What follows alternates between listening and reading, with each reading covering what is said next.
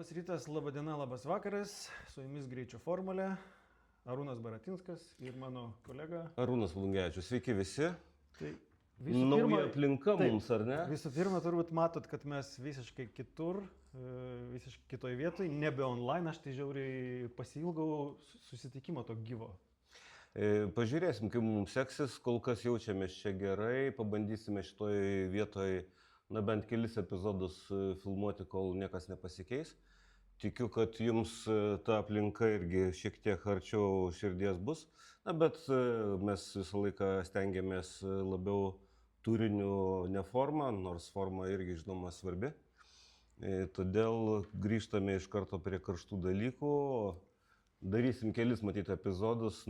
Stengiamės dirbti taip, kad jums vartotojams būtų patogiau, kad jūs galėtumėte tikėtis pamatyti bent kas 2 savaitės mūsų epizodą. Tai aptarsime artimiausius įvykusius įvykius, šiokius tokius gandus, savo požiūrius, įžvalgas ir panašiai. Ir kai ką turim dar naujo.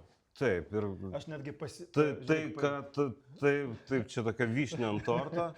Labai gerą sumanimą Arūnas pasiūlė ir realizavo, sakyčiau.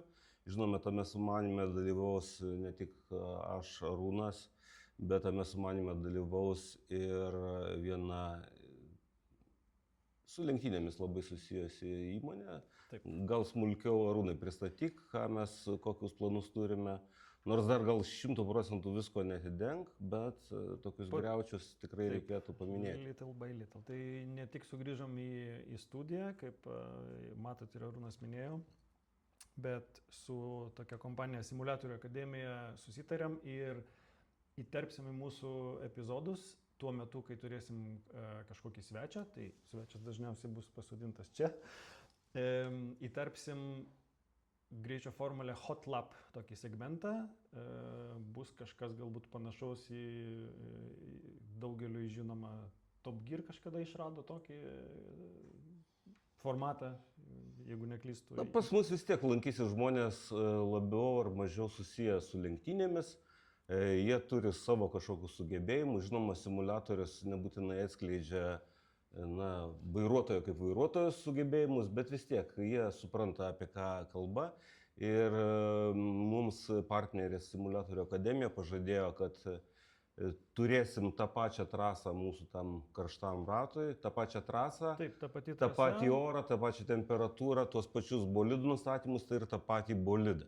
Taip. Ir jie turės progą susipažinti, žinoma, padedami instruktoriaus, jeigu jiems tai yra naujas dalykas, šiek tiek apšilti ir tada... Jo, formatas, jeigu trumpai, bus toks. Svečias prieš ateidamas pas mus bus nukreiptas į Simuliatorių akademiją. Ten turės 15 minučių treniruotę, prižiūrint mūsų simmasteriui, tai yra bus mūsų stygas. Ir po tos treniruotės apšilimo jisai turės galimybę pravažiuoti 5 greitus ratus. Geriausias iš jų bus užfiksuotas, nufilmuotas ir pateiktas mums. Bus labai svarbus momentas ir niuansas. Svečias nežinos savo rato įveikimo laiką, jisai jo nematys. Ir tada, kada ateis čia, kada mes kartu pražiūrėsim tą ratą, pasižiūrėsim, koks tas rato įveikimo laikas bus. Ir nuo ko mes pradėsim, turėsim tą benchmark lap time, taip vadinamą. Tas mūsų draugas iš Simuliatorių akademijos simmasteris mūsų jau pravažiavo tą trasą. Kiek vėliau mes pasižiūrėsim, kas tai per trasa. Jį susijusi su Formulė 1, tik šiek tiek sutrumpinta. Ir turbūt tas laikas bus toks, į kurį lygiosis visi. Tikiu, kad žmonės prie simuliatorių praleidžiantys daugiau laiko už mirtinguosius vaikštančius gatvėse, gal net ir lenktyninius vairuotojus, jie vis tik turi galimybės tą optimalų laiką pasiekti, dėl to tikiu, kad bus mums labai geras palyginimas jo įveiktas ratas. Dar mes pagalvosim su tavim, galbūt mums reikės pabandyti pravažiuoti tą ratą toj pačioj trasoj, tom pačiom sąlygom, nesitreniruojant specialiai, nieko, dar pagalvosim. Kad įsivaizduot, kokį maždaug mes nubai. Pabandyti reikės. Taip, mastelis yra geras dalykas pasimatavimui. Taip, tai dabar ką mes pamiršom? Pamiršom turbūt, kad norėtumėm paraginti, kaip visada, užlaikint šitą video, prašom. Patiktuką spausti, pasidalinti, taip. Ir prenumeruoti mūsų kanalą. Taigi, kas dabar šiandien dar? Papasakojame apie tą vyšnaitę ant mūsų torto, čia tiem, kurie mėgsta saldumynus. Manau, kad prikelsim Contribui ir Patreoną programas, kur praeitais metais mes buvom jūsų pagalba surinkę tam tikrą sumą ir padarę profesionalioje studijoje keletą epizodų ir skiria taip pat prizams. Tai Contribui ir Patreon, aš įdėsiu į video, pamatysit, ką kur spausti ir kaip prisidėti prie mūsų gyvavimo. Irgi planuojam, kad pagrinde surinktos lėšos bus įvairiems prizams, žaidimams ir taip toliau. Ok, kas šiandien? Šiandien aktualijos iš Formulės 1, nes yra keletą tokių įdomesnių naujienų. Prisiminsim Kanadą, kadangi mes po Kanados nedarėme epizodo. Šiek tiek pakalbėsim apie Monaką, kuris įvyko tik tai šį savaitgalį. Bus apie ką pakalbėti ir šiek tiek trumpai žvilgtelsim į sekantį savaitgalį į Ispaniją. Sounds like a plan? Taip, įsibėgėjo sezonas Formulės.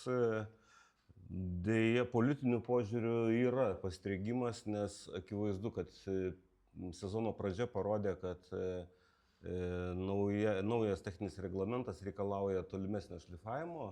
Jau pakeitimų minimalių buvo padaryta, tokių, kuriems visi buvo pasiruošę, bet kitam sezonui norisi padaryti rimtesnių pakeitimų ir tas, toks griaučiai tų pakeitimų, kuriuos siekiama pritaikyti kitam sezonui, liestų elektrinės galios komponento sumažinimą 50 kW, tai nuo 350 iki 300, toks projektas yra. Ir vidaus degimo variklio galios padidinimą nuo 400 iki maždaug 450 kW.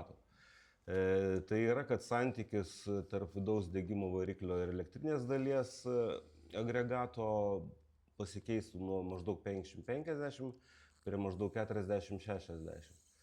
Nes akivaizdu, kad tas žingsnis, kuris buvo planuojamas ir padarytas, ko gero jisai, nemažai tokių, kaip sakyti, lenktynių scenarijų žlugdo šiek tiek. Ir dėl to susilaukė nemažai tas reglamentas priekaištų iš pilotų, iš tokių pilotų kaip Maxas Verstappenas, kaip Fernandas Alonsas. Nors pilotai dažniausiai nutyla su priekaištais, kai jiem pradeda klijuotis su nesvarbu kokiu reglamentu. Čia puikiai pastaba. Tai dėl to mes į viską žiūrim taip primerkę šiek tiek akį, turim savo nuomonę, jos nekarštam. Juk visiems taisyklės vienodos, jo? Nėra blogai Verstappeno, o gerai Russellui ir atvirkščiai, teisingai. Tai visi turi išspausti iš to, ką gali. Na ir kaip sakyt, gal labai čia neverta šnekėti, kol kas nepavyksta sutarti dėl tų pakeitimų. Nes yra prieštaraujančių, man atrodo, prieštaraujančių tarpe Audi yra. Ir ko gero Ferraris yra prieštaraujančių tarpe. Atrodo iš pradžių visi liktai gerai, važiuojam. Bet dabar atrodo, kad šiek tiek pastrigęs reikalas. Ir kiek supratau, federacija pereinant į tokį šiek tiek diktatūrinį valdymą po truputėlį. Kai naujas senas prezidentas perinktas valosi visus kampus federacijoje, tai manau, kad... Neskaniai atrodo šitas Neskaniai, bet žinoma, komandos ir komercinių teisių turėtojas turi irgi savų argumentų ir poveikio priemonių, manau.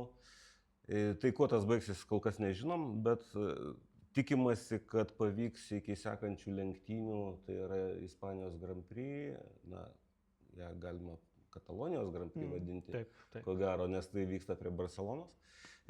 Tikimasi pasiekti susitarimą, bet kaip bus, pamatysim. Mes matome, kad ir neilgam vidurio rytuose nelabai sekasi sutarti dėl dalykų, kurius sakė, kad sutars per 20 minučių. Pažiūrėsim, pagyvensim, pamatysim. O dėl tų aspektų, matyt, kalbėdami apie Monako lenktynės, turėsim skirti dėmesio tam hibridiniai tai sistemai, kuri darė įtaką tam tikrą šio savaitgalio įvykiui. Beje, apie Monaką kalbant, čia įvykis buvo jau prieš keletą gerų savaičių. Davidas Coulthardas, jeigu atsimenat, tokį iš vėlyvų 90-mečio, 90-ųjų vėlyvųjų ir ankstyvųjų 2000-ųjų metų. Po to jisai Red Bull važiavo ir baigė savo karjerą ten.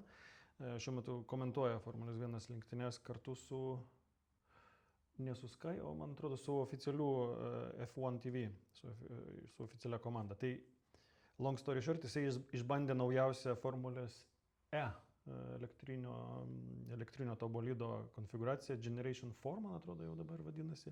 Tai jinai naudojama nuo šio sezono. Nuo šio sezono, naujausia. Jis sakė, tokios akceleracijos jisai nėra jutęs niekada gyvenime. Ir jisai teisus dėl to, kad įsibėgė iki 100-ko 1,7-1,8. Greičiau negu Formulė 1. Taip. Nors bendra galia tos ketvirtos kartos bolido 650 kW. Tai yra bendra galia mažesnė už Formulės 1 bolido, bet yra tam tikrų vyšnių tame reikale. Ne tik, kad galia dabar bendra yra didelė, bet tam, kad regeneruojant daugiau energijos, buvo leista naudoti regeneraciją ir iš priekinių ratų. Na, žmonės įsivaizduojantys fiziką puikiai supranta, kad priekiniai ratai dinamiškai labiau apkraunami stabdant, tai yra, kad jie turi daugiau sukibimo ir dėl to gali priekiniai ratai daugiau energijos regeneruoti negu galiniai, net Formulės atveju, kurios svorio centras yra labiau arčiau galo, ne kaip mūsų automobiliuose, gatvėse važinėjančiuose, dažniausiai turinčiuose didesnį svorį savo priekį. Tai štai, o kai tu regeneruoji energiją ir priekiniais ratais, reiškia, tu turi elektros variklį generatorių priekį. Tai reiškia, kad tu jį gali panaudoti ne tik regeneravimo energijos, o ir varimui. Bet ir taip, propulsijai varimui į priekį. O tai reiškia, kad ketvirtos generacijos Formulė E yra 4 varomais ratais. Čia lietuvių Dakaro gerbėjų svajonė. Taip, ir nežiūrint į tai, kad man vis tik nepatinka tie garsai, kuriuos skleidžia tie Formulės E bolidai. Vėlgi, reikia pakomentuoti tą garsą, jei kažkas įsivaizduot, kad tas garsas su elektros kažkokia veikla ten vykstančia tam bolide, tai ne. Tai garsa, yra daug tylos ir daugiau padangos. Ta garsą sukelia, tą įkyrų garsą sukelia dantračiai transmisijose. Šiek tiek. Kai mes turime vidaus degimo variklį, jisai dažniausiai užgožia tą dedamąją garsą. Taip, ir vėlgi mes girdime, kaip tu minėjai, padangas žviegiančias, nors Formulėje 1 Monake buvo įmanoma girdėti žviegiančias padangas ir Formulės 1 bolide. Ir dar vienas, irgi nelabai malonus man garso komponentas Formulėse, tai to monokoko anglinės konstrukcijos toks bildėjimas, kaip valties tokios. Girgždesys bendras. Toks bildėjimas. Na, tas garsas labai panašus į dviračių turinčios tuos anglinius ratlankius.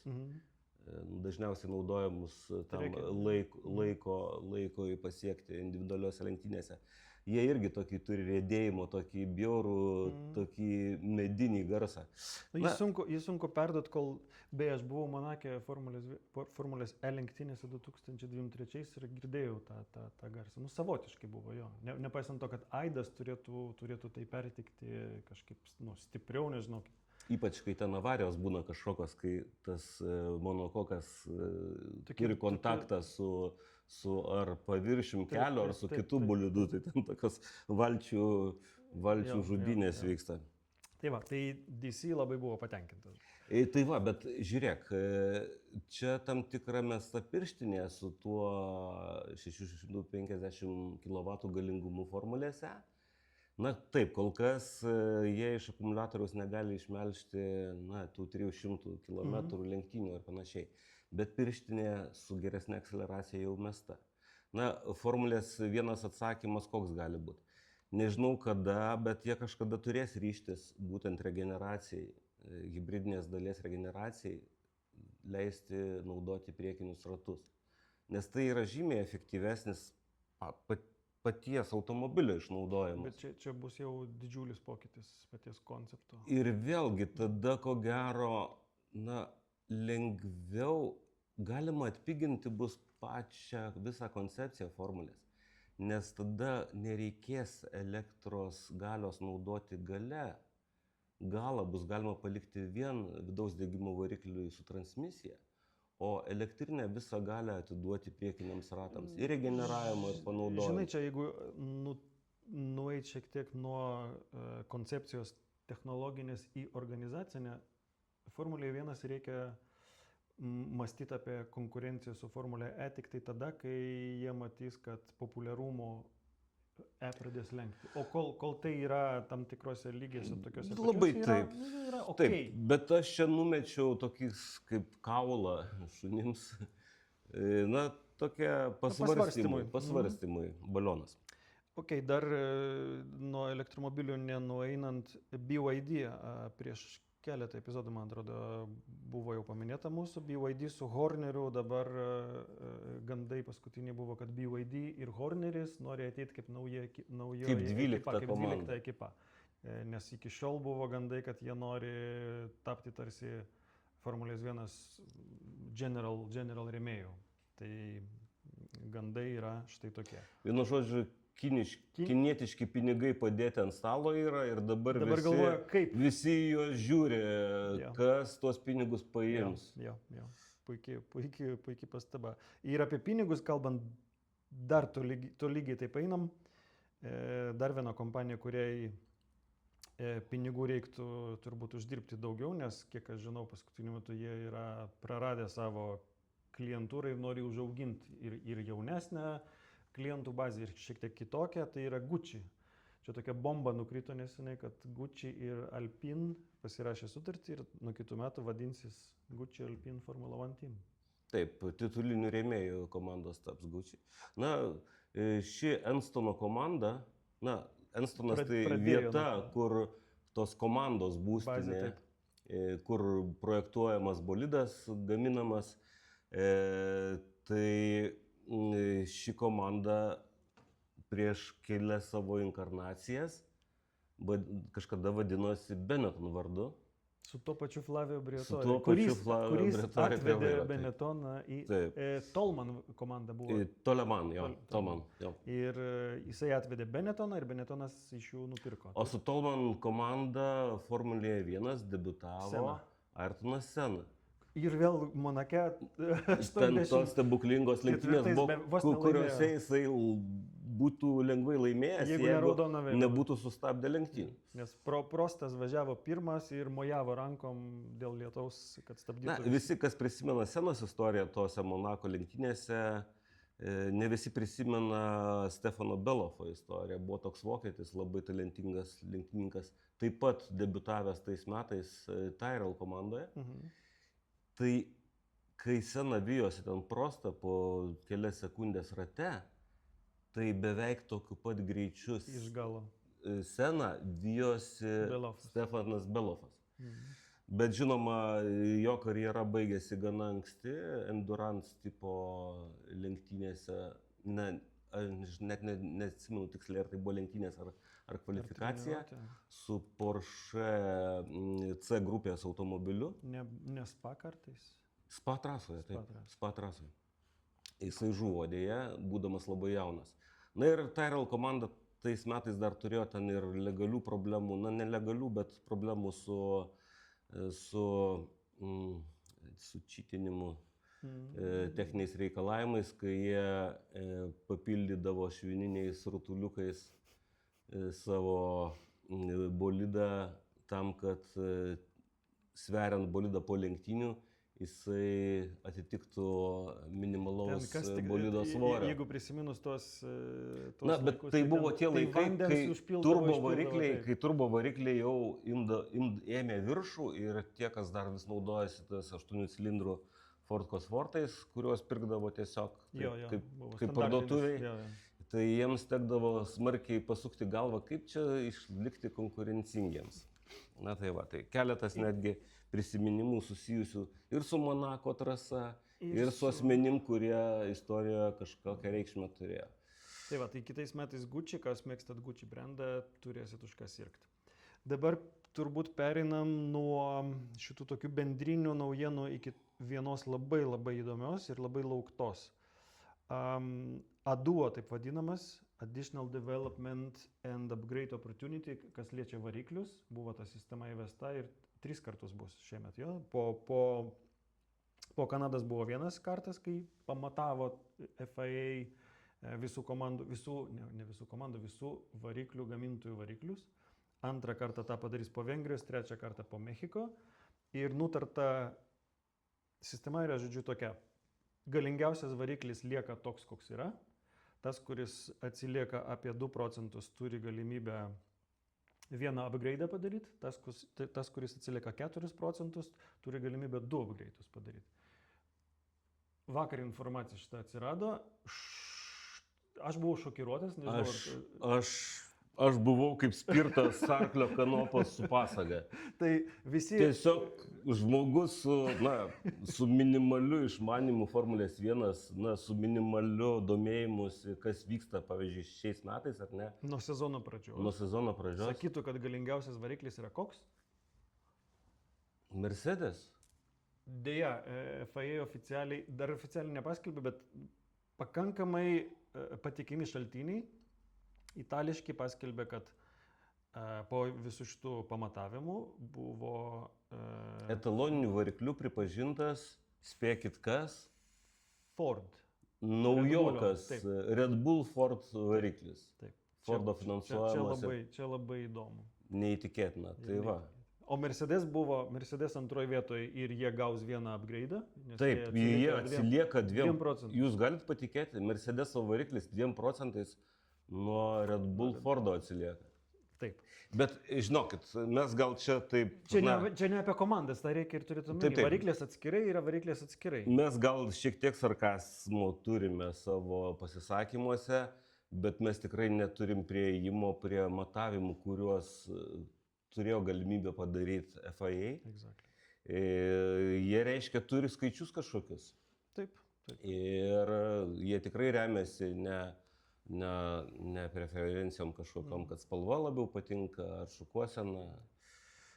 Tai sekantis po Mercedes yra Ferrari, taip kaip ir buvo laukta, jie atsilieka apie 4 procentus, tai gaus 2 upgrade'us ir pats prasčiausias variklis yra Honda, kuris yra net ne šiek tiek, o tarp 6 ir 8 procentų yra atsilikimas nuo benchmarko, nuo Fordo. O kas bus tiem, kas atsilieka daugiau negu 6 procentus, aš suprantu, kad nebuvo suplanuota, kaip jiem bus padedama. Jie gaus 2 upgrade'us, tai tikėtina tie 2 upgrade'ai prie kažko prives.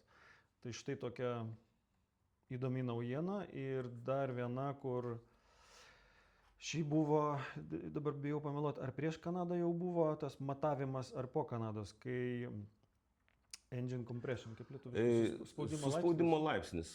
Kur matuodavo ant šalto variklio matuojamas. Ir buvo daug nuogąstavimų, kad Mercedesas turi kažkokį tai išradimą, kad ten išsiplečia šiek tiek stūmokliai. Sakyčiau, stūmoklio plėtimas jis negalėtų duoti juntamo efekto.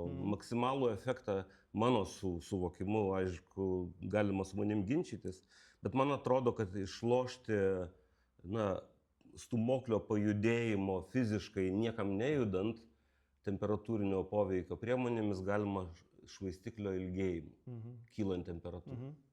Tai yra tas švaistiklis yra tas daiktas, kuris stūmoklį sieja su alkūniniu velenu, kuris perduoda iš stūmoklio įsukamą į judesį. Tai kadangi jisai turi kažkokį ilgį, maždaug tokį tarp centrų, reiškia, sukimuosi matuojant, tai tokio ilgio detalė, kylant temperatūrai, gali kažkiek pailgėti.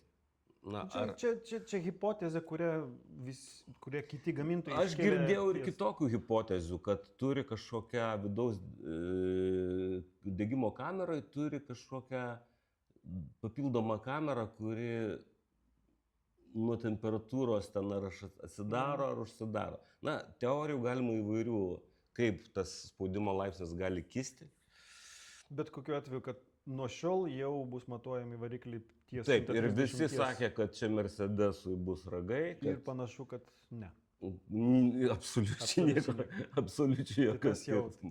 Na gerai, gal Monakas ne ta trasa, kur variklis kažkokią rolę vaidina. Na, sakyčiau, vaidina rolę, bet visai ne galingumo prasme, o to drivability, tai yra kaip tau lengva valdyti variklį. Tas Monake, aišku, turi didelę rolę, bet variklio galingumas, ko gero, turi pačią mažiausią įtaką. Ok, tai šiam kartui pas mus iš aktualių beveik visos, tik tai vat paskutinį įdomi, kaip tik buvo savaitgalį, Pride savaitgalis ir jeigu kas nežinot, Ralfas Schumacheris, kuris irgi panašiais laikais lenktyniavo kaip ir Davidas Coulthardas. Kada Ralfas pasitraukė? 2000... Per senai, kad atsiminčiau. Antro tūkstantmečio pabaigoje kažkur jisai važiavo dar Toyotoje, taip? 2006-2007 kažkas. Tai jisai prieš porą metų paskelbė, kad yra gėjus ir šį savaitgalį vedė savo ilgametį draugą. Tai Ralfui sveikinimai. Sutapo. Arba specialiai parinktas buvo savaitgalis. Gut, dabar šiek tiek Kanados, nes Kanadą mes praleidom, bet ten buvo... Kanada buvo taip senai, kad aš jau sunkiai kažką net prisimenu. Esminis buvo momentas, dalykų, ten buvo tokie dalykų, keli esminiai momentai, kur Taip. laukė lietaus. Jo buvo savaitgalis sausas, po to palijo, po to išdžiuvo ir prieš startą buvo toksai nuogastavimas, visi žiūrėjo. Tai dabar, kai atidengs tas padangų, tas apsaugas. Bet trasa buvo drėgna. Trasa buvo drėgna. Kai bolidai buvo išrikiuoti startui, trasa buvo drėgna. Jo, ir po to, kai tas padangų dėklus tos nuėmė, pamatėm visi, kad keli lenktynininkai iš Galiorkos ir kelios komandos pasirinko intermediatus ir McLarenai. McLarenai buvo vieninteliai. McLarenai priekyje stovintys, o gale Cadillacai ir neatsimenu, kas dar. Ir vienas iš Williamsų, neatsimenu kuris. Jie padalino, kad kas buvo šiaip tai labai... Logiška, ar ne? Bet po to buvo ten keli apšilimo ratai, ten džiuvo ir... Ir ten jau tridaliojo Piastris jau anksti, o tai gal mes keičiam tas padangas. Ir po to visą tai pasibaigė kažkokiu tokiu keistų strateginių nesusipratimų. Jau buvo jau matyt, kad nebus to lietaus. Nesimatė, bet kažkaip eilinis McLareno strategų feilas Kanadoje dėl to.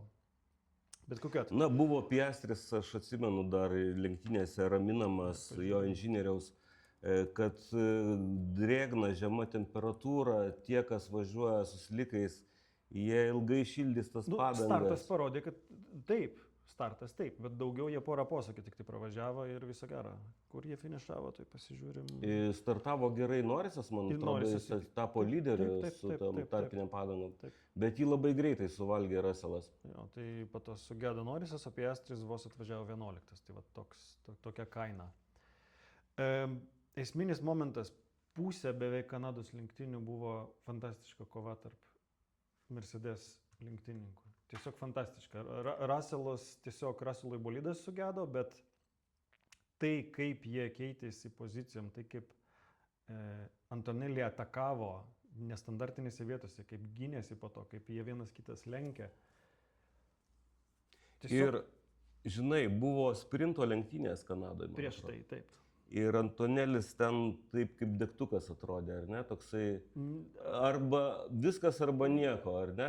Taip. Ir mes dar su draugais aptarinėjom tą situaciją, kad jam reikia padaryti, jis jaunas, mes suprantam, kad jam daug situacijų dar yra nepažįstamos, neišgyventos, nesuvirškintos, kad jeigu jisai pats nesugalvos, tai jam kažkas turėtų patarti, kad reikia, bus lenktynės ir tikėtina, kad vėl jo varžovas bus tas pats Russellas pagrindinės lenktynės.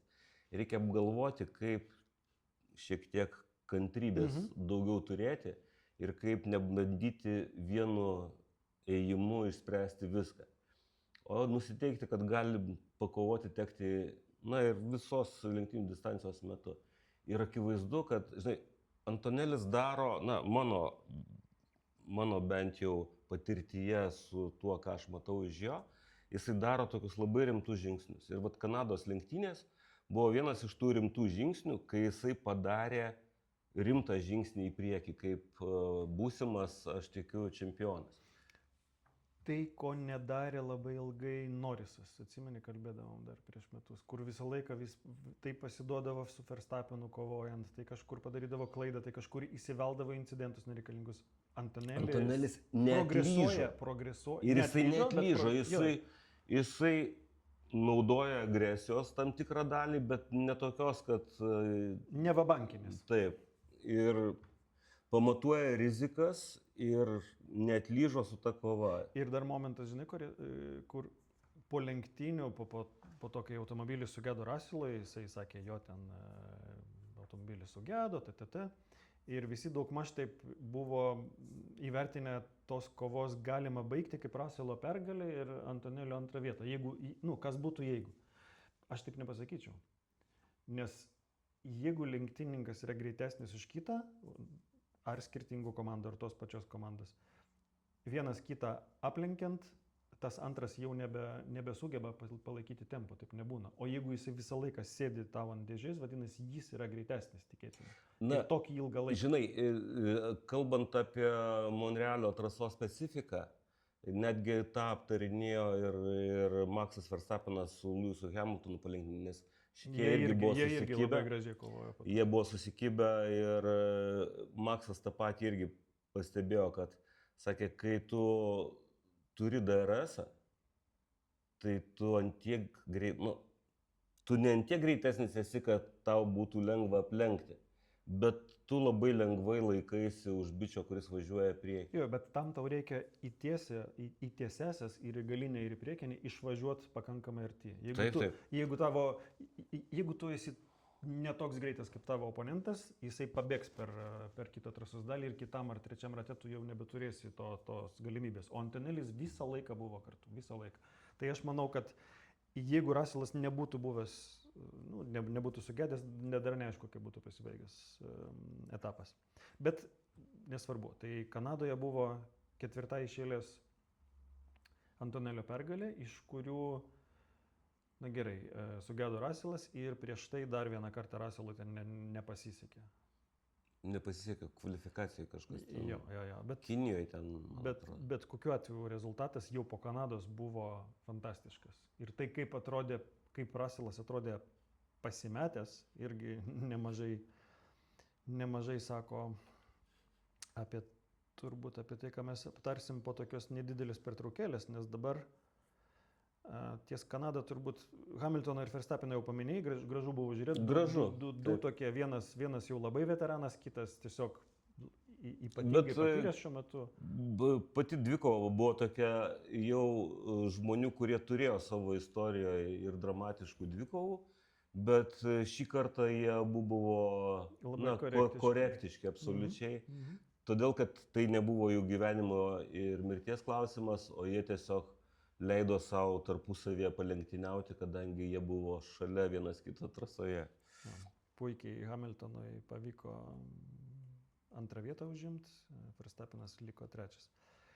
Gerai, tai dabar padarom tą intarpą, pažiūrėkim gal kartu mūsų simuliatorių akademijos Simmasterio tą reference ratą. Pažiūrėsim, aš po to jį įdėsiu irgi čia kažkur per vidurį. Mes gal pažiūrim. Jisai nėra labai ilgas, mažiau negu 50 sekundžių. Ar tu matysi kažką tokio ypatingo? Tu trasą pažįsti? Pažįstu. Tai trasą turbūt daugelis atpažinsit. Tai yra Suzuka, bet jos specifinė dalis, jį vadinasi East. Tai yra starto finišo tiesioji, esai vadinamieji. Ir po esų neįveikę visų, net važiavę iki Degner posūkio, suka į dešinę, vėl į starto finišo tiesiąją. Gaunasi taip, kairė, dešinė, vėl kairė ir dabar kažkur bus... Ne, dar į dešinę ir dar į kairę ant kalniuko. Paskutinysis eso posūkis į kairę ir ten tada sukam į dešinę. Trasa eitų į Degnerus ten. Į Degnerius į kairę, o mes sukam į dešinę. Ir vėl į starto finišo. Į starto finišo tiesiąją. Bet žiūrėk, kaip mūsų masteris tvarkingai įveikia ratą, toks yra šita trasos konfiguracija. Man, žinai, kom patinka, ji be abejo netokia ilga, kad nelaukt ten kelių minučių, nes čia yra ne Formulės 1 bolidas, o, palauk, kaip jis vadinasi, irgi įdėsiu, nes aš dabar neturiu prie savęs, čia F3 lygio toks automobilis, bet ką norėjau pasakyti, čia reikalingas ne gazas dugnas kažkoks, o flow, tu turi labai, matosi, kad nedaryti staigių judesių, nedaryti staigaus stabdymo, ten, kur reikia atleidinėti gražiai akceleratorių, tiesiog vairiuką sukinėti kairę dešinę.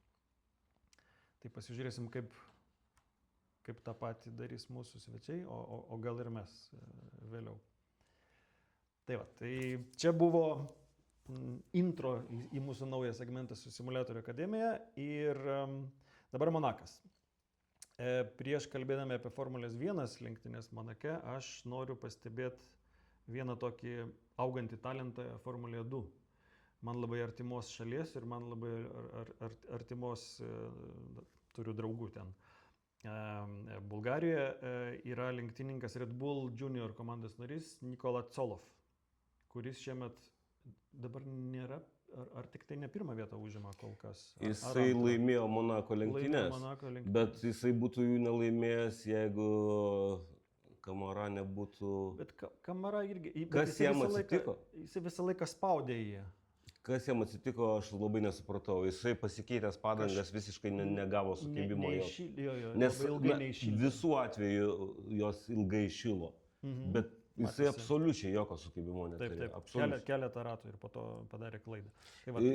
Tai kol negrįžom prie Tsolov, Kamara, aš nežinau, matei ar ne, kaip jisai kvalifikaciją laimėjo Formulės 2. Kvalifikacijos ne. Jisai išvažiavo, nes jie nedaug laiko turi, kadangi skiria, kad būtų mažiau automobilių trasoje, tai Monako trasoje jos skiria pusiau į dvi grupės. Ir kadangi yra 22 pilotai Formulėje 2, tai po 11 pilotų. Taip. Dėl to tu gauni labai mažai laiko. Ir jis išvažiavo, apšilimo ratą ir greitam rate kliudė barjerą, sulenkė svirtį. Ir dar su ta sulenkta svirtim pabaigęs ratą, nes tai buvo Antoninioras paskutinis posūkis, jisai dar užfiksavo tuo metu labai gerą rezultatą. Bet kadangi trasa labai greitėja, jisai grįžo į boksus greitai, jam žmonės, nors Formulė 2 kaip ir Formulė 3, neturi realiai savo boksų Monako trasoje.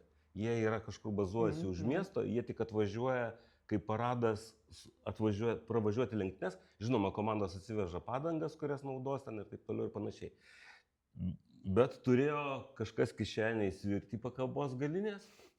Ir jie greitai tą svirtį jam pakeitė. Geras sugebėjo. Ir jis išvažiavo ir žinant, kaip sunku sušildyti padangas Monako trasoje, net Formulė 1, kuri naudoja šildytuvus padangų, Formulė 2 net negali naudoti šildytuvų. Jisai vieną apšilimo ratą įveikė ir buvo jam likę tik tais vienas ratas, kol pasibaigė tas laikas. Ir jis tame rate padarė pole poziciją.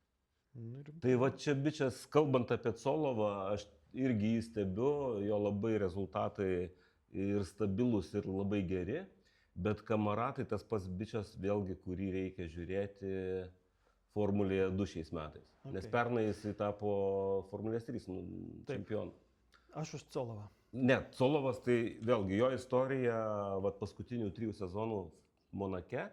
Tai man atrodo pergalės 2 iš eilės su Formulė 3 ir šiais metais pergalė pagrindinėse tam Fieščiūrė su Formulė 2.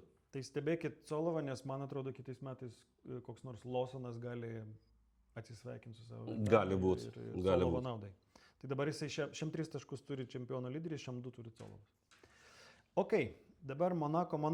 Tai kalbėjom šiek tiek apie Kanadą ir apie Antonelį. Ir čia va tas momentas, kuris matėsi ant Antonelio, ant Antonelio, matėsi jame visą savaitgalį. FP1, FP2, FP3, kvalifikacija ir lenktynės. Matėsi Antonelio tolygus greitėjimas, gražus. Ir tai yra vėlgi žmonės, kurie išmano apie Monaką, kurie ten sugraužia jau daug lenktynių ir panašiai, jie būtent apie tai kalba, kad geri pilotai Monake tą trasą savaitgalio eigoje jaukinasi savo, pripranta prie to pastoviai augančio greičio ir mažai žingsniukais tą greitį augina, nedarydami. Ir tai rodo vėlgi, kad Antoneliui patarė labai, ko gero, išmanantys žmonės, tuo aš neabejoju, bet kad jisai sugeba tuos patarimus realizuoti. Čia yra esmė, patarėjų visą laiką. Taip, visi tau gali tiek pritarti, kad nespėsi vežimus vežti. Ja. O Antonelis patarimais teisingai naudojasi ir sugeba būti absoliučiai tikslus. Ir po to laimėjo polą, irgi labai netikėtai tą pole poziciją iššoko. Po pirmo važiavimo trečio Q3 buvo 1/1000 tarp Makso ir Antonelio, man atrodo. Statistikos gikams, aš tokią radau įdomią statistiką. Kimi laimėjo pole poziciją, antroji vietoje liko lenktynininkas iš Red Bull, kuris Red Bull komandoje laimėjo 4 titulus. Paskutinį kartą panašus atvejis ir atsiliko 0,4. Mažiau negu 50 tūkstantųjų. 0,046, jeigu neklystu. Kažkas tokio, jo. 2017 metais pole poziciją laimėjo irgi Kimi, tas kitas. Kitas Kimis. Aplenkęs antroje vietoje likusi lenktynininką 4 kartus Red Bull čempioną Vettelį. Tuo pačiu 0,046, to pačia persvara. Žinai, nieko, kaip sakyt, neturėdamas prieš Kimi, vis tik, kai tu 1000-ąją po pirmo važiavimo aplenki Maksą, 1/1000 Monake ir antrų bandymų aplenki 47 tūkstantosiom. Tai yra niekas Monako trasoje. Tai yra absoliučiai niekas. Tai vėlgi rodo, kad jisai turi vieną labai svarbų Formulės 1 čempionam reikalingą komponentą. Ir tas komponentas yra niekaip nesusijęs su jo sugebėjimais, o tai yra sėkmė. Nes tu turi turėti laimę, kurioje tu sekundės dešimtųjų, šimtųjų dalių esi už ar prieš tokį Maksą Verstappeną. Nes jeigu Makso konkurentai būtų kvalifikacijai McLarenai, tai aš vėlgi įsivaizduoju tą pernykštį scenarijų, kai Maksas turi potencialą per plauką laimėti prieš nežymiai greitesnės komandos bolidą, jis tą padarytų. Bet Kimis buvo pajėgus Maksui niekaip nenusileisti. Taip, ir Russellas tuo pat metu atrodė... Tai va, jeigu apie Mercedeso pajėgumą spręstum iš George'o Russello Monako savaitgalį, tai... Būtų labai liūdna spręsti. Beje, gerai, po to pakalbėsime apie pabaigą. Aš tiesą sakant, aš negaliu paaiškinti staiga atsiradusio ir dar padidėjusio to skirtumo tarp Antonelio ir Russello. Aš to nesuprantu. Čia yra šiek tiek tokia sinergija, kurią aš matau iš komentarų ir iš elgesio Russello, ir aš matau tą patį Leclerc'ą. Paskutinius porą savaitgalių. Vienas pasakoja, kad čia automobilis netinka. Vėlgi, čia ko gero tema paminėjimui, kad Hamiltonas antrą savaitgalį iš eilės yra greitesnis už Charles'ą Leclerc'ą. Ir abiem tiem, kurie buvo tarsi jau užcementuoti lyderiai pagal laiką, ir Russellui, ir Leclerc'ui, staiga pradėjo automobilis netinkti. Šitam stabdžiai, šitam kažkas nesusidraugauja, o jeigu pasižiūrėtumėm prieš sezono pradžią, Russellas pasakodavo, koks fainas automobilis, kaip jisai jį puikiai valdo. Leclerc'as su stabdžiais, tiesa, buvo ten momentų su stabdžiais, bet jeigu kalbėti apie lenktynes, nestabdžiai jam padarė tą meškos paslaugą, avariją jisai sukėlė, kaip ir Strolis užvažiavęs ant to atplyšusio asfalto gabaliukų, ir tada ratai tiesiog nesugebėjo sukti taip, kaip reikia. Ne, tas asfaltas ištrupėjęs, tai yra, grubiai šnekant, rutuliukai. Sukibimo nėra. Rutuliukai ant kieto paviršiaus. Tai kai tavo padanga ant tų rutuliukų atsiduria, jinai kaip ant guolio, tiesiog tu neturi jokio sukibimo. Tai tu ten gali stabdyti, gali sukti, ką nori daryti. ką tu bedarysi, niekas neveikia, nes tiesiog yra guolis tarp tavo padangos ir asfalto. Tai apie ką čia šitų dviejų istorijų, koks yra panašumas, man atrodo, Antonelli sulindęs Russellui į galvą labai giliai jau, nori, nenori, 5 pergalės iš eilės, ir Hamiltonas panašu Leclerc'ui irgi į galvą baigė sulysti. Tai jeigu jie nesusitvarkys, nei Russellas, nei Leclerc'as, jeigu jie nepradės žiūrėti į savęs, tai liūdni sezonai jų abiejų laukia, liūdna tolimesnė. O Šarlis tik pratęsė kontraktą su Ferrari 3 metam. Iki begalybės. Iki begalybės. Čia jo, tas pratęsimas, jo, įdomus momentas, taip. Jeigu praleidot, tai jo, Leclerc'as šeštadienį, jeigu neklystu, buvo pranešta, taip, šeštadienį, kad pratęsė kontraktą. Ar penktadienį, šeštadienį. Gal penktadienį. Bet oficialiai nepaskelbta, kiek metų. Pasakyta, kad kažkur aš, man atrodo, kažkokį memą mačiau. Gal jisai ir nesiremia faktinę medžiagą, kad federacijos FIA sprendimas bausti Leclerc'ą vietoj ten sekundžių bauda 3 metai pas Ferrari. Good one. Aš gal taip ir susijau 3 metų kontraktą. Jo, gerai. Tai Monaką pagyvino kas? Kvalifikacija, kaip visada, pasakiška, fantastiška Monake. Superinė. Kaip visada. O lenktynės tokios kaip visada. Pradžia buvo tokia, kaip visada, važiavo, bet po to tas asfaltas, beje, ten kas kaltina, kad neparuošta, ten asfaltas ir dar kažkas, sutinku, galbūt kažkas padaryta nekokybiškai. Bet prieš lenktynės ten buvo labai gražus tas lopinėlis naujo asfalto, lygutėlis. Tiesiog automobiliams važiuojant 2 posūkius į dešinę ir turbūt perkrovas, ypač galiniais ratais, vis stumant tą asfaltą į kairę, galbūt tas ir prisidėjo prie to šviežio gedimo to asfalto gabaliukų. Na, bet vėl reikia paminėti, kad Lensas Strollas pasimovė toj vietoj ir Charles Leclerc'as. Daugiau nieks nepasimovė. Daugiau nepasimovė. Super momentas. Va, prisiminiau dabar. Nežinau, ar tu žiūrėjai po lenktynių, kai šnekėjo, kaip tas, cool down roomas, kur Taip. Antonelli sakė, jūs žinot, pastebėjot jūs šitą momentą, kad ten buvo asfaltas atsiplyšęs. Tai jisai važiuodamas tą matė. Ir jie, kai žiūrėjo pakartojimą iš Strollio ir Leclerc'o krešų, Antonellis pasakė, kad jisai tą matė, jisai tas atplaišas matęs. Koks pastabumas? Aš visiškai, nebūtinai išimtis, gal jam pasakė kažkas, pamatė. Jisai sakė, Spoteris koks nors pasakė inžinieriui lenktynių ir jisai įspėjo, tarkim, pavyzdžiui. Bet Strollas... Bet kita vertus, kodėl Leclerc'as ten pasimovė, nes jisai norėjo užsiimti... Arti. Labai plačiai norėjo pasimti išvažiavimą į tiesę. Ankstesnį, geresnį išvažiavimą į tą starto finišo tiesę.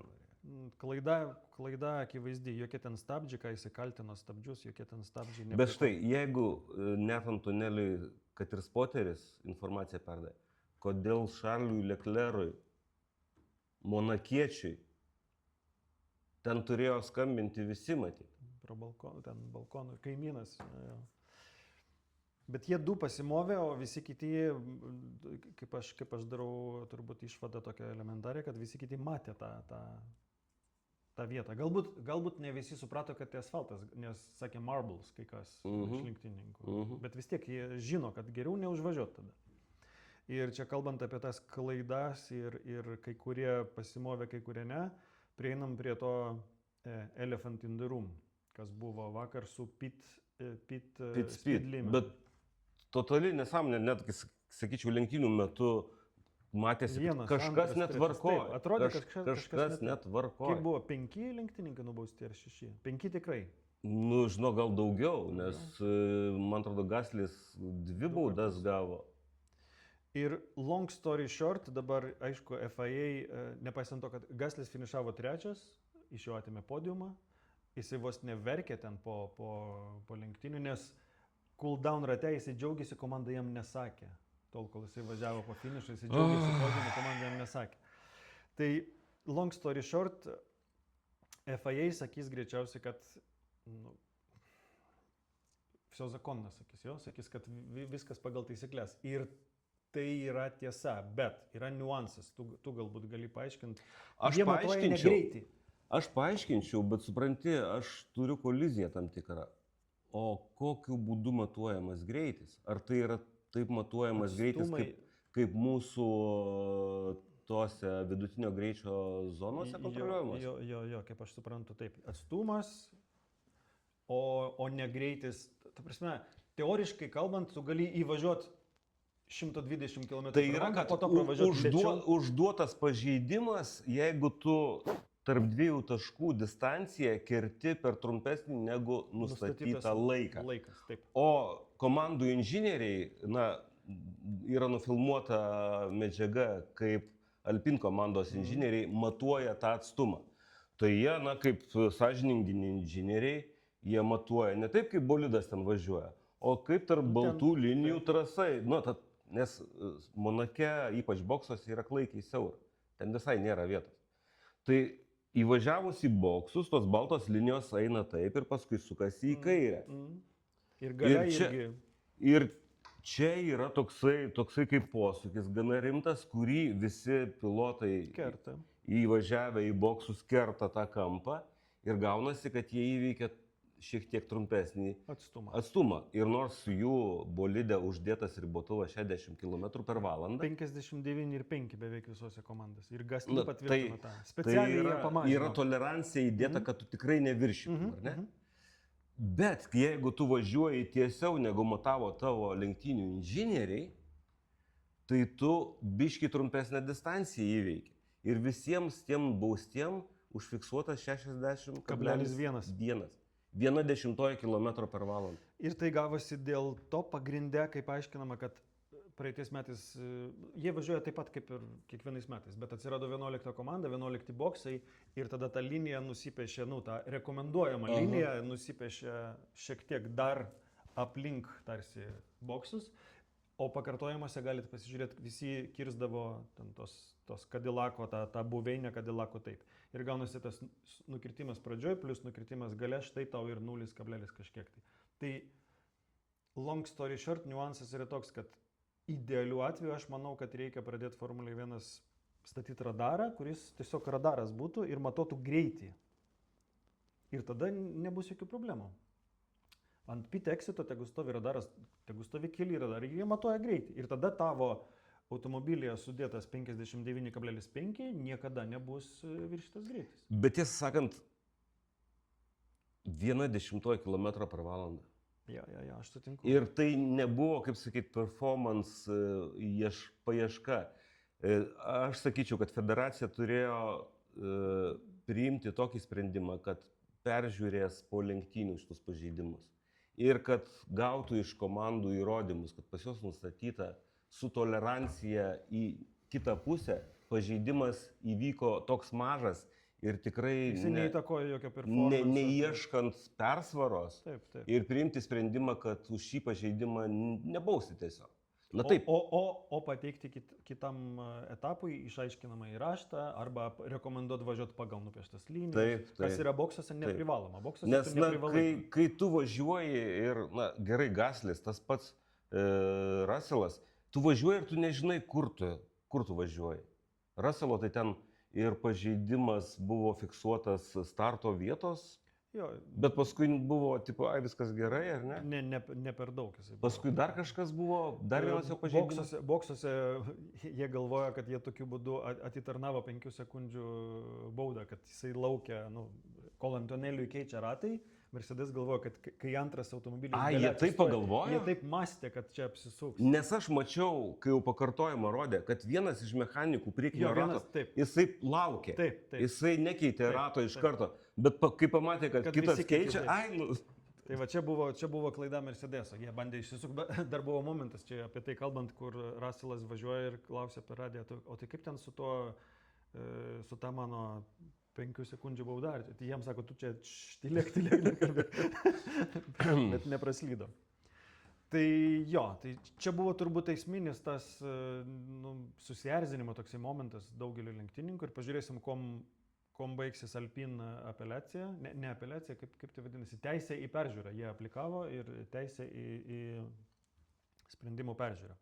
Na, bet po visų kataklizmų dar palauk ir Perezas buvo nubaustas. Perezas buvo nubaustas. Už avariją? Jisai atsistojo, restartui atsistojo ne į savo vietą tiesiog. Ar startui, ar startui tikrai. Jisai užėmė Bortoleto vietą, ar restartui. Jisai atsistojo ne į savo vietą. Tai čia yra 100%. Tai va, turėjo būti sensacija, kad Cadillacas turėjo pirmą savo tašką gauti. Būtų turėję vieną tašką, jeigu ne ši klaida. Taip, bet gavosi kita, mažiau sensacija, bet vėlgi žiūrint į Aston Martin komandos formą, kai, faktiškai iki šiol Aston Martinai vis tik parodydavo daugiau greičio už Cadillacą, ar ne? Bet šį kartą ir greičio Cadillacas daugiau turėjo už Aston Martiną. Tai taškas Fernando Alonso. Alonso gavo taškelį. Neįtikėtina. Tai overall Monako lenktynės buvo fantastiškos. Kimio pasirodymas fantastiškas. Ir ta branda. Kiek mes šnekam, tai jos tikrai fantastiškos. Nors jos buvo normalios, tai reiškia tokios pat kaip visada jokios Monako lenktynės. Bet kvalifikacija buvo liuks. Tai prisiminė mūsų veteraną, kiek Alonso, kiem 3, kiem 4, neatsimenu, gal daugiau. Mes lenktynių metu skaičiavom, kada jisai veiks su raudonų padangų komplektu daugiau ratų, negu jisai turi metų amžiaus. Ir jisai aplenkė 53, man atrodo, ratus su raudonom padangom. Apie metus kitas bairis podiumas. Hamiltono amžius yra keliais mėnesiais daugiau negu Kimio Antonelio ir Hadžaro kartu. Mes čia nesijuokiam, mes patys ne jaunoliai. Tiesiog faina, nes jeigu taip irgi prisiminus 90-metį arba ten 2000-osius, tai lenktynininkai nevažiavo iki tokio amžiaus.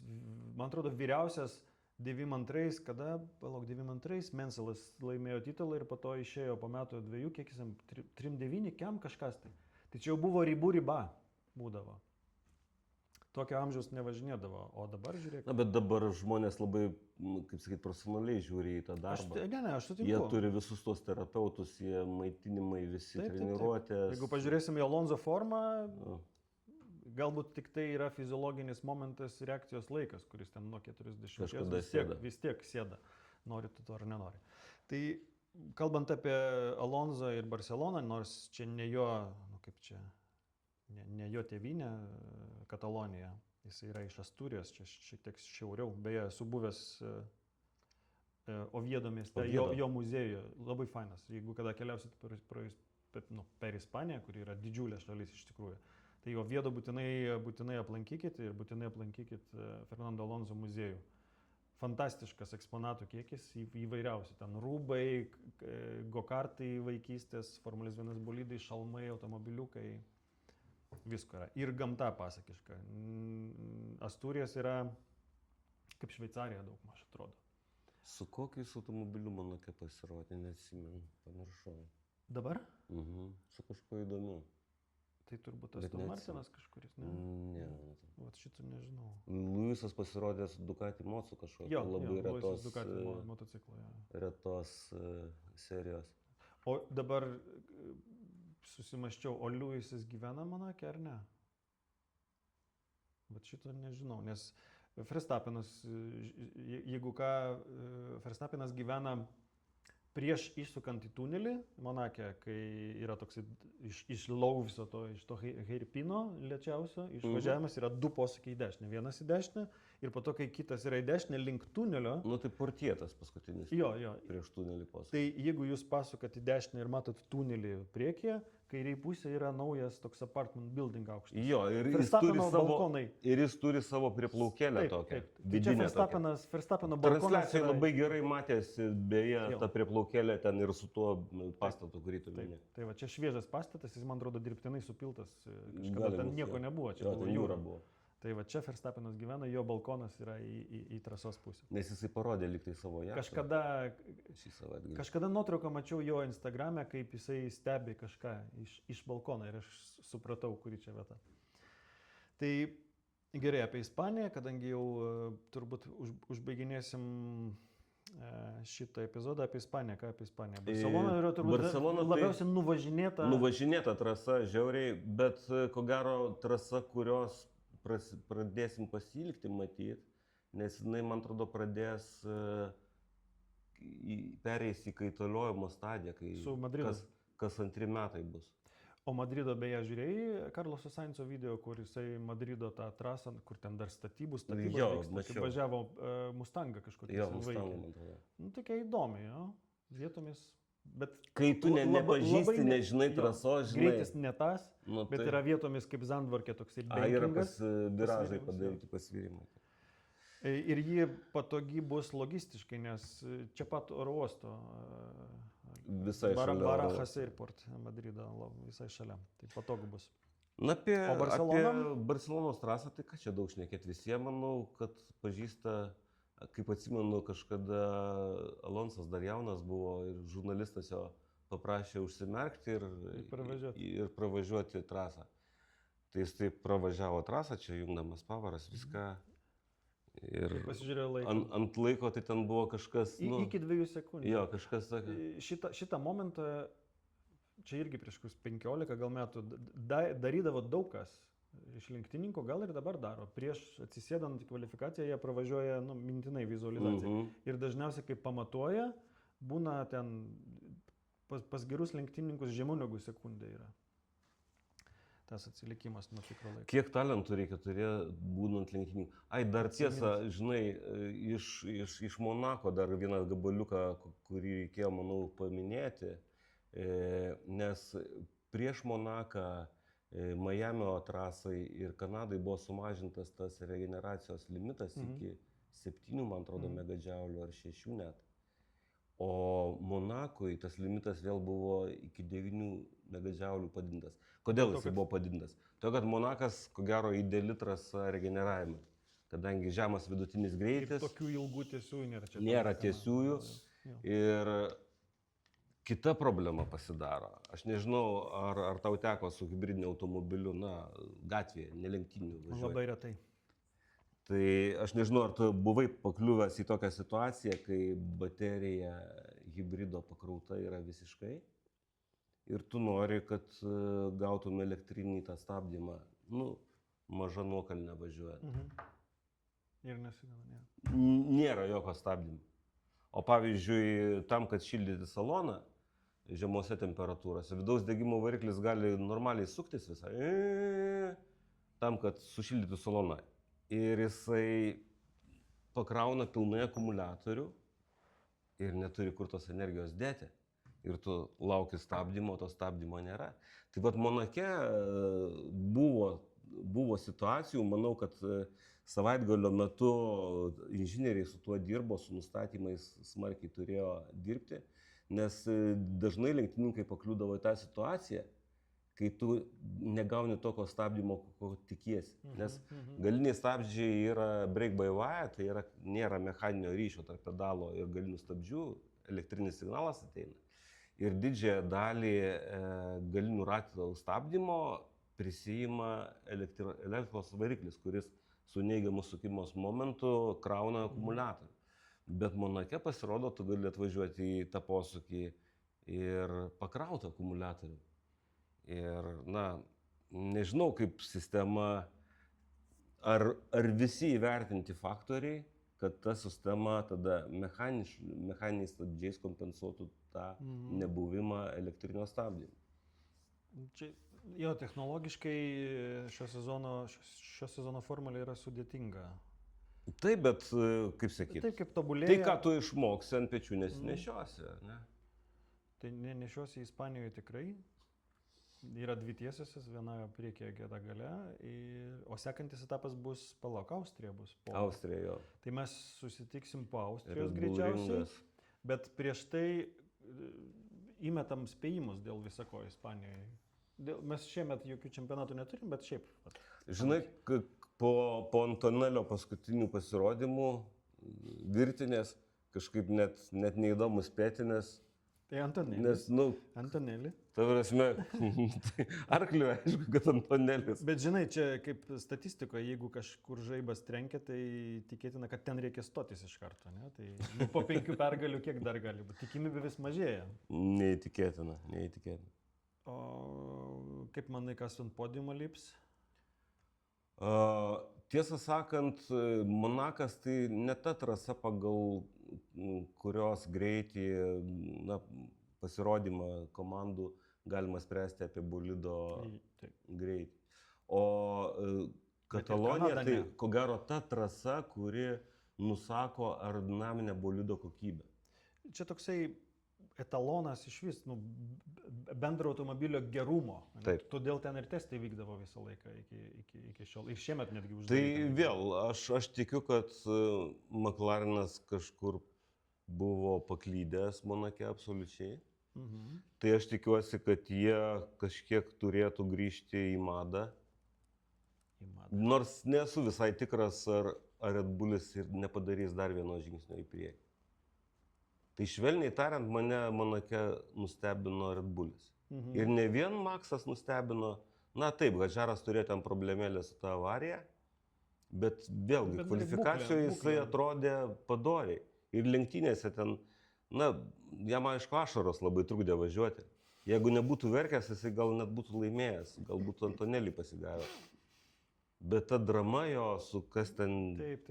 tuoj sprogs automobilis, tai ten kažkas. Buvo kažkokių niuansų, taip. Bet Red Bullis, įtariu, kad jie padarė progresą, įtariu. Tai vat, ar tai atsispindės Barcelonoje ar ne, paspėliot galim. Gerai, aš manau, kad Antonelį Verstappen Norris. Tai aš, kad nebūtų taip pat, tai aš dėsiu tada Antonelis, taip, gerai, 3 Verstappenas, o 2, gerai, Piastris 2. Piastris ir Verstappenas. O kadangi, dabar tai irgi galvoju, kadangi mes nesusitiksim iki po Austrijos, o ir Austriją galim įmesti dėl visako, tai pasižiūrėsim. Bet taip reikalai taip nuvažiuos per tą laiką, Jo. kad mes čia dabar spėjom, žinai, Nespėjom, gerai. ar Hamiltoną išrinks sekančių popiežių ar ne. Ne, Austrijos nespėjom. Austrija irgi labai įdomi trasa kaip kvalifikacinė, nors ir lenktynėse neblogų momentų būna, nes ten tie 2 akliai posūkiai į dešinę. Bet apie Austriją pašnekėsim turbūt po Austrijos, o kol kas priminsiu apie mūsų Contribui ir Patreon. Taip, spauskite patiktukus, jums iš esmės tai nieko nekainuoja ir jūs tiesiog neparodot savo neapykantos mums. Taip. Paspausdami. O dėl tų rėmimo būdų jie yra 3. Yra 1 euras per mėnesį tiesiog palaikymas, 3 eurų per mėnesį jūs tada gausit teisę dalyvauti prizų traukime, dalyvauti įvairiuose lošimuose, konkursuose. Ir paskutinis arba geriausias, tas didžiausias rėmimas yra 9 eurai. Ir tada jūsų klausimai bus prioritetiniai mūsų Q&A sesijose, kai mes juos darysim. Ir mes, aišku, negalim žadėti, nes ne viskas mūsų rankose, bet pasistengsime kitą kartą turėti svečią. Taip. Bet neprižadam. O dabar, žinoma, ačiū už tai, kad žiūrėjote ir tikiu su jumis vėl pasimatyti po 2 savaičių. Dėkui, iki.